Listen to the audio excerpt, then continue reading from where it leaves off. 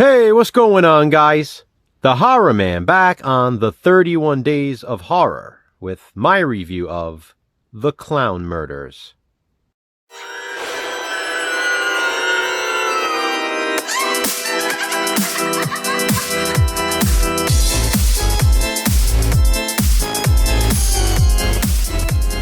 Welcome to the 31 Days of Horror, or 31 Days of Halloween, 2023. Throughout this month, leading up to Halloween, when there isn't already a regularly scheduled video from one of my series, I'll be reviewing Halloween-themed movies. In simpler terms, that means Wednesdays and Fridays. I thought it would be fitting to start with The Clown Murders this week, since earlier this week, Jason and I shared our controversial view on Clown House. Like Clown House, The Clown Murders is another killer clown slasher film set around Halloween. As a matter of fact, this one is set right on Halloween. The Clown Murders is a 1976 horror film, and it's famous for featuring a young John Candy in an early role. It's not a comedic role either. This is probably the most serious role in which I've ever seen him. I think it's also worth mentioning that it's a major role, too.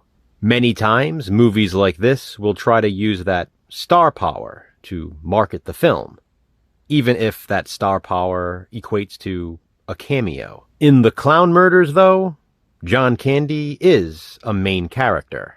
So, while the movie definitely has the right to use his name for marketing, unfortunately, it's the only thing it has to keep it from the deepest depths of obscurity. In other words, I can definitely see this one being a forgotten film without physical media releases if it weren't for John Candy. But, as you can see, it does have physical media releases, and multiple too. This here is my Interglobal Home Video VHS release, and I love this cover art. But you guys remember how it went with VHS cover art. Many times, it was misleading. And this is certainly the case with The Clown Murders. Listen, despite its 3.7 out of 10 rating on IMDb, this is not an awful film. Of course, it's not a great one or even good one either. While 3.7 might sound like a low score, it probably deserves it. Now, that doesn't mean there isn't enjoyment or entertainment to be had in The Clown Murders. For one thing, it really is cool seeing John Candy in a serious role, and I think his acting is pretty damn good. The movie has a decent storyline. A group of old friends, now in their, 30s, reunite for a polo match. The ex-girlfriend of one of them is now married to a mutually disliked acquaintance of the group. On Halloween night, the married couple is supposed to sign a real estate deal, selling the farmland her family owned. And so the others decide to play a Halloween prank. They all dress up as clowns and attend a Halloween party where the married couple will also be. And after knocking her husband out, they hold the ex-girlfriend hostage at her farm to prevent the deal from finalizing. Unfortunately, what they don't know is there is someone else dressed as a clown on the farm. Someone who is stalking them. Someone who wants them dead. Sounds pretty cool, right? Halloween night at an abandoned farm with multiple characters dressed as clowns, and one who's trying to kill everyone. Based on the synopsis, I'd be all in. Writer-director Martin Burke seemed to have wanted to tell a different type of story, though, and that's fine.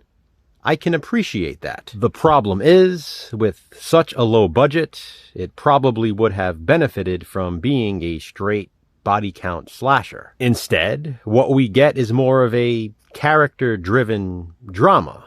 Don't get me wrong, it's still part slasher film with the killer clown, but most of the screen time is spent on the friends, who turn on each other after the prank goes wrong. They all seem to want the girl in some way, And the pacing at times can be dreadfully slow. The movie has a runtime of just over an hour and a half, and it feels like 3.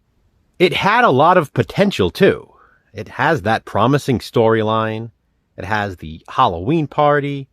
I loved seeing all of the characters dressed up as different looking clowns. There's young John Candy, which is fitting since this is a Halloween film. You know, candy, trick or treats. And I suppose it does have a good, low-budget 70s charm.